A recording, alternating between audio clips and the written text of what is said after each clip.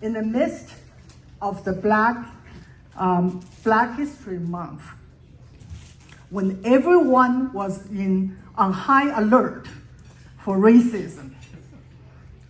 Some students argue that by saying Chinese New Year, it is offensive to people who are non-Chinese. On the other side, the Chinese students argue by calling it Lunar New Year, they are attacking Chinese and taking the origin of the New Year, China, out of that holiday. And that's racism. And that is offensive to Chinese. Technically, Lunar New Year is incorrect because this holiday is not the beginning of Lunar New Year. It is really the beginning of spring. According to Chinese agriculture calendar, it's called Spring Festival. Okay, I don't care. You call it Lunar New Year, you call it Chinese New Year, it doesn't matter to me, as long as we celebrate it. To me, it's not a big deal. But it is a big deal today. It is a huge deal.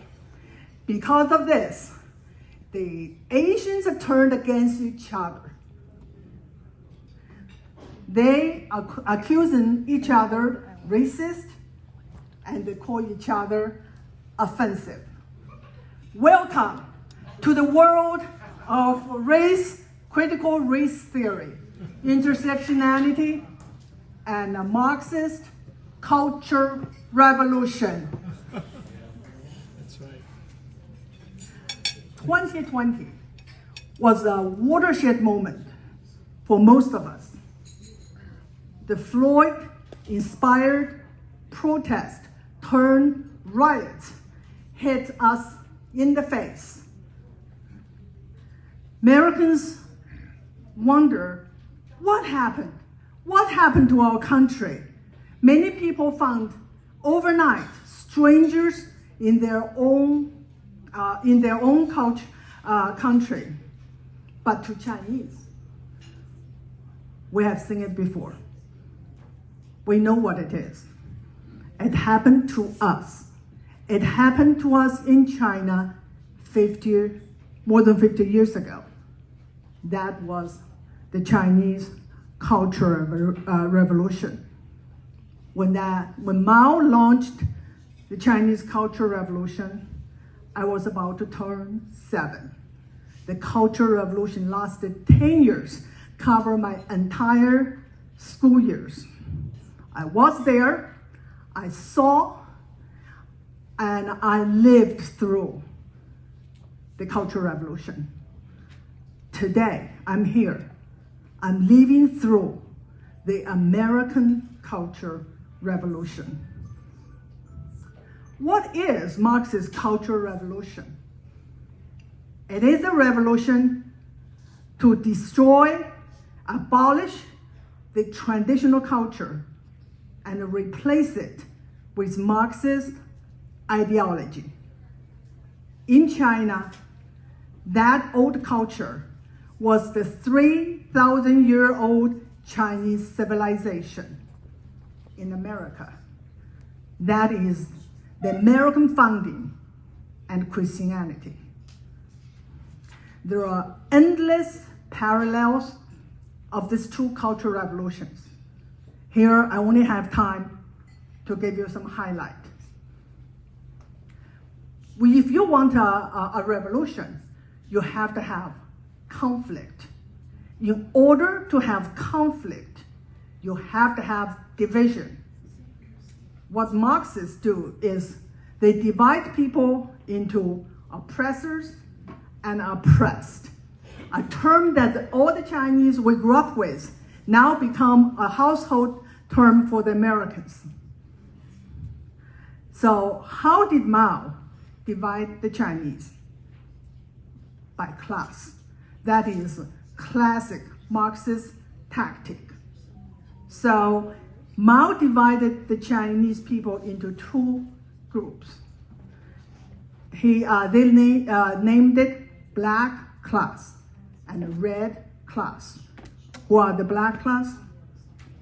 Those are the people who have properties, who have land. So they are the enemy of the state. And who are the red class? Those are the proletariats. Those are the people of have-nots. They are what the CCP consider friends and allies. So from 1949, China was divided. Every Chinese knew its new identity. You're either black or red. Growing up, I remember filling in so many documents, government documents, and I have a choice. Sometimes it say your class origin, going back 2 generations. That's good, because my father is a revolutionary cadre, so that's red. Sometimes for serious positions or information, I have to fill in 3 generations. What is my class origin? My grandfather and my grandmother were landlord, black class. That means I inherently also black class. All these Chinese here, they all have a class identity. If they're too young, their parents and grandparents have that identity. We carry it with us. The only good thing is that if you go to a public place, nobody knew your your class origin, right? We all look alike. Not here in America. Class won't work in the West. Karl Marx was wrong when he predicted that capitalism will collapse and then the working class will overthrow it and establish the proletariat dictatorship. Capitalism not only did not collapse, capitalism created unprecedented wealth, especially for everyone, especially in America. We have this thing called American dream. I came to this country with nothing. I carried in my pocket 200 borrowed dollars, and I achieved my American dream. And everybody here, the Chinese, can tell their story of reaching their American dream. So class won't work in America. If you want to divide Americans, what you do? Race. This is tailor-made for America. Critical race theory. Divide America by race. At first is a black versus white. White oppressors and the black oppressed. But they want to expand it. So now there's a new term. It's BIPOC. BIPOC. Can't get it right.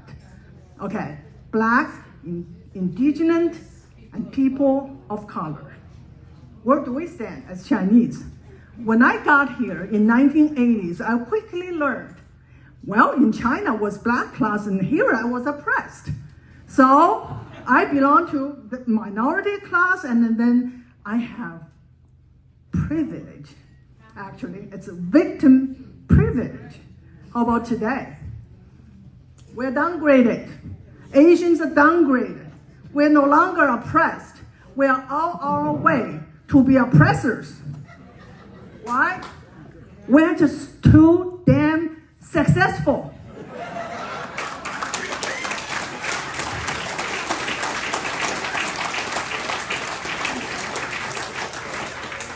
They divide American by ethnicity. That's still not enough. They want to divide more with identity Marxism. We know how they do it. They divide people by gender.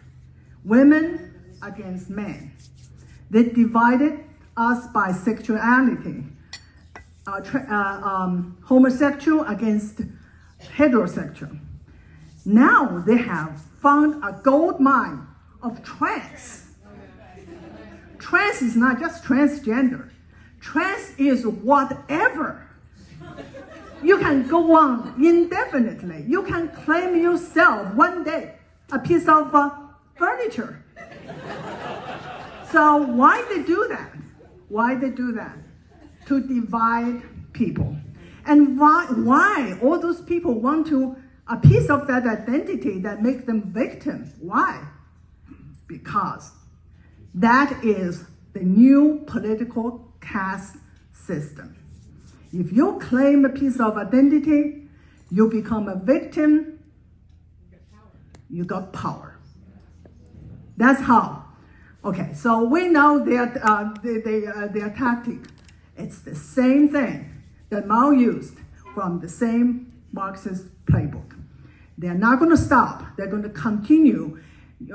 Don't say, oh, transgender, how crazy. More is coming, I can assure you. Division. Now, you can't have a revolution without chaos, correct? Revolution really means chaos. Okay, so Mao has this famous saying, let it be chaos. Out of chaos, a new order will be born, and that we should have chaos every 7 to 8 years. Not true. He had chaos every year during his 27 years of reign. And in America, same is true.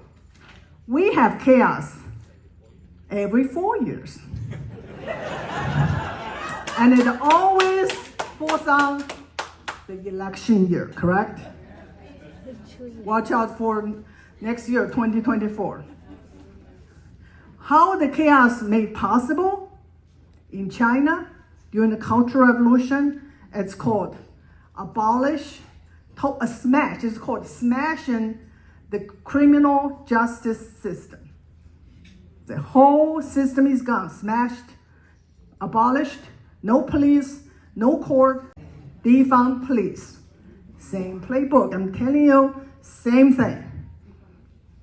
Okay, now you have division and people are at each other's throat, which is what we are now today. And you have chaos, and what is the purpose of all this? Cancel culture. What is cancel culture? It's really destruction and ablation of old tradition, old culture. In Chinese Cultural Revolution, we have this word, 4 oaths. The slogan was smash the 4 oaths. Old tradition, old idea, old habit, old custom. It is basically the Chinese old civilization. Everything has to go. Everything has to be smashed. Burn it down.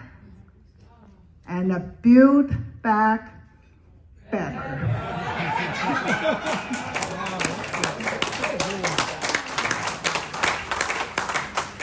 Same thing, my friends. It's the same thing. Okay, what did they do to cancel the Chinese 4 oaths? They toppled down the statues in China. And in China, not like in America, the statues mainly in temples. Mostly it's Buddhist temples. They went to temple and smashed it. And they changed names. Street names, institution names, even names for food. How many of you have heard of Peking duck?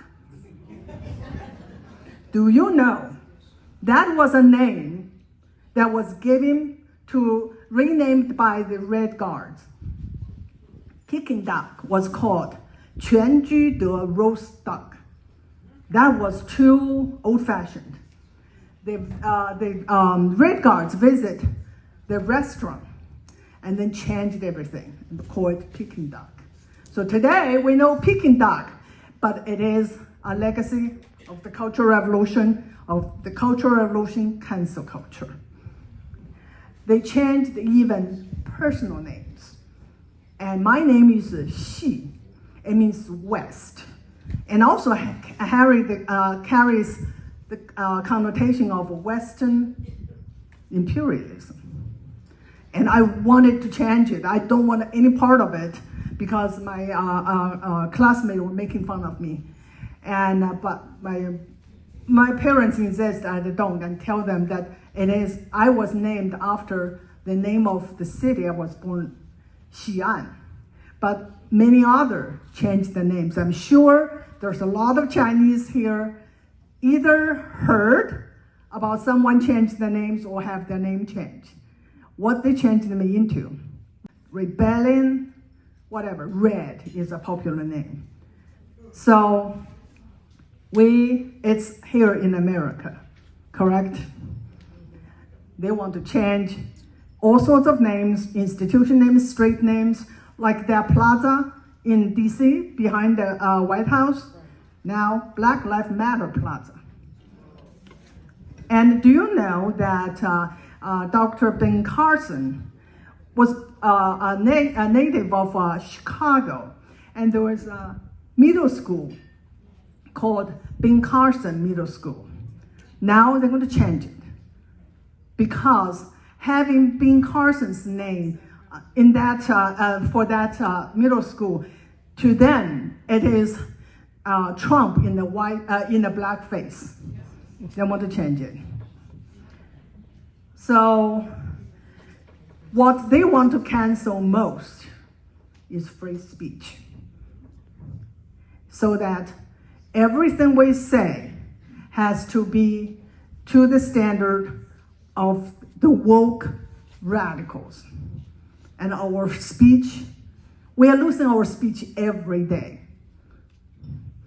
But to me, all this was made possible because of one thing: indoctrination of our young people.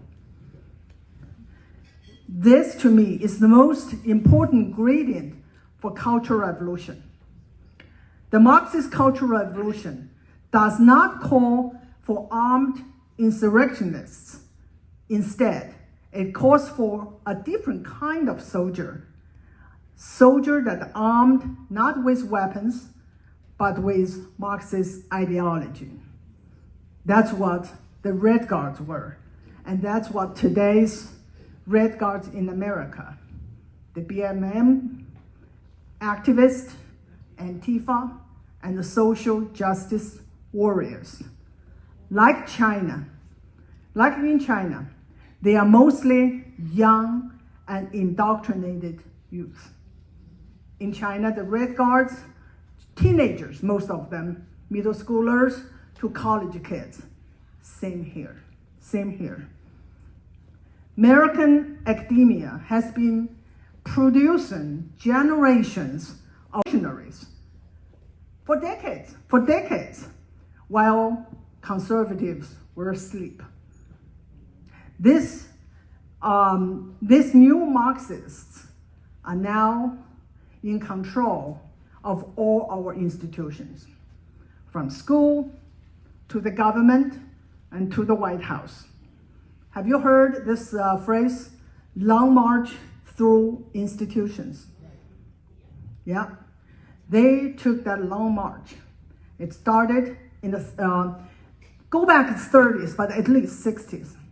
They're patient. They took their time, and now this is the result. So the institution that captured by them, of course, include our schools. Public schools for sure, and increasingly private schools. And they are turning them into government school, just like Mao's China. I was totally indoctrinated in Mao's government schools. It took me years to cleanse the toxin they put in my mind. And today I'm seeing this happen in America. The schools abandoned, just like in China. the school abandoned academic learning. The teachers don't teach the children what to think or how to think. They are conditioning them not to think. Last year in Virginia, there were 2 high school walkouts. One was in response to the Supreme Court overturn of the Roe v. Wade. The second was respond to Governor Youngkin's revised transgender policy, which required notification of parents. The students walked out classroom. They were enraged. They claimed they were fighting for human rights. Interestingly, these students, they were not enraged. They were silent when their fellow female students were assaulted in the girls' bathroom by their biologically male trans student. Why? Because they could not think. They could only react to trigger words. And that's what's happening in our school, and that's happening all over America. To me, the culture war,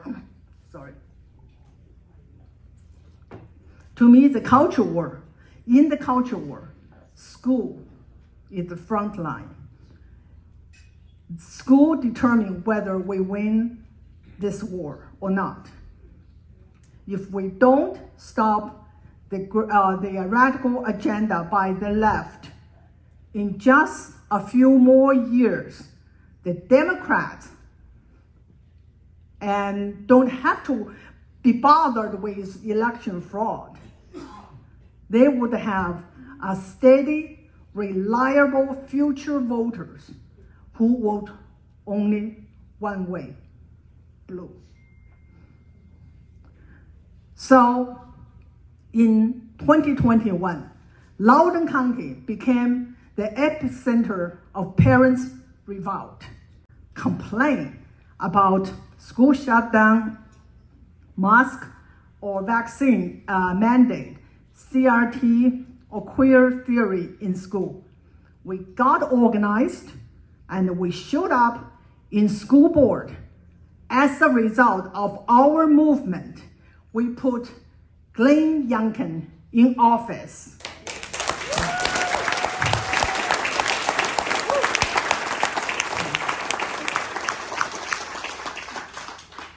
I have to say that it is not all that easy, a decision for me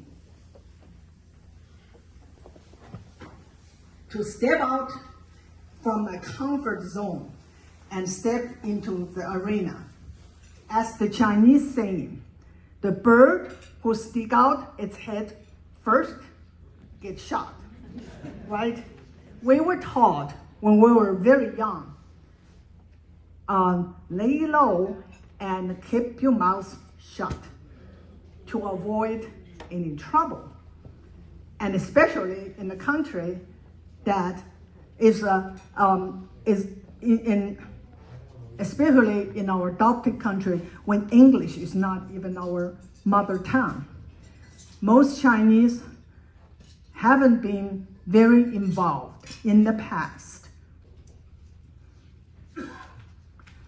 I had no idea that when I go to school board, that my video will go viral. I thought I just participated in a local event. When Fox News called for an interview, I was scared to death. I had so many things to be feared of. I feared of my privacy, loss of privacy, my job, my safety, and the safety of my family in China. I had a lot to worry about, and I only have a short time to make a decision. But I made that decision, and I said yes to Fox News. Why? because I love this country too much, because I know that if America falls, we would have nowhere else to go.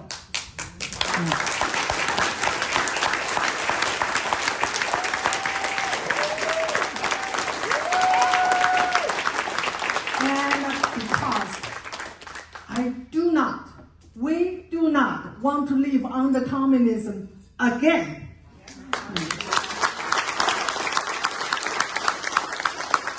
So I took the step, and now I'm making an impact. I have made it my mission to educate Americans of the threat of communism and sound alarm that America is at the very edge of the cliff.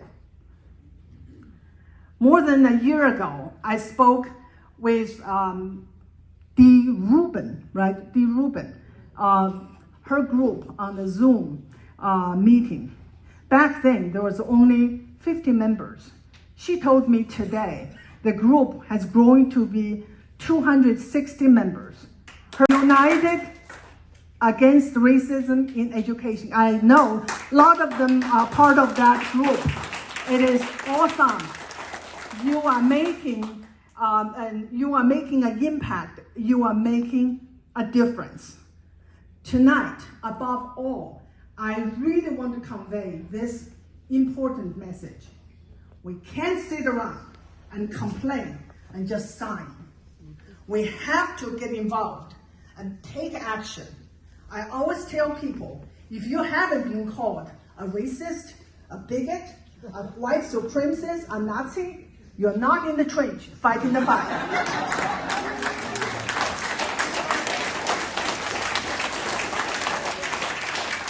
I have been called all of those. And I take it as a badge of courage.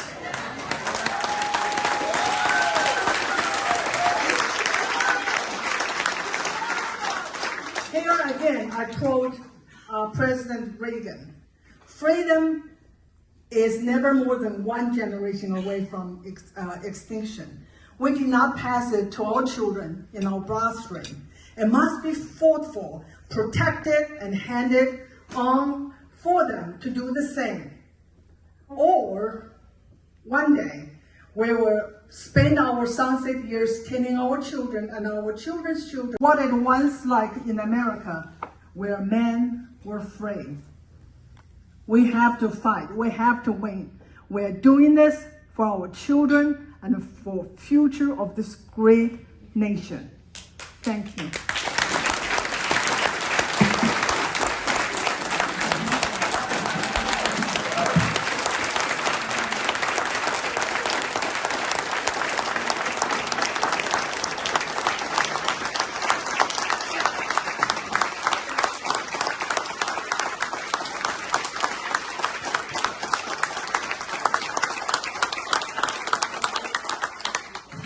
Ms. Van Fleet will take some questions if you'd like to give her some.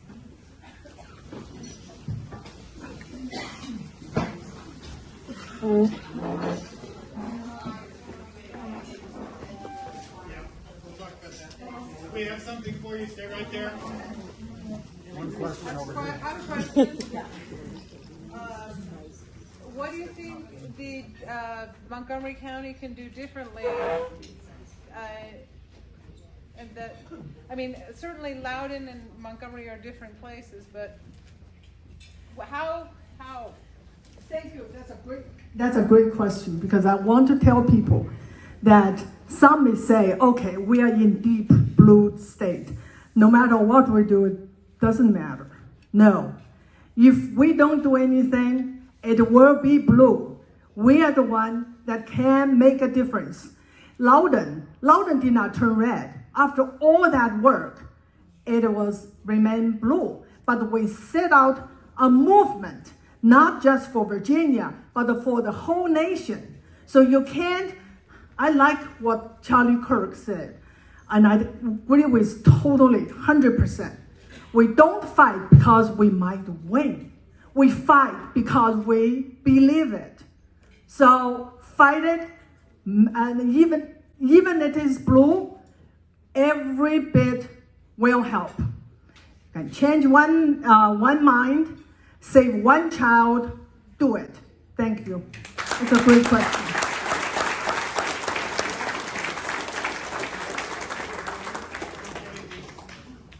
As we were helping President Trump last week, in 2020, close out his office and decide what he wanted to keep and what he wanted to send down to Mar-a-Lago, he wanted to make sure that you had this. It's a teacup that you can have.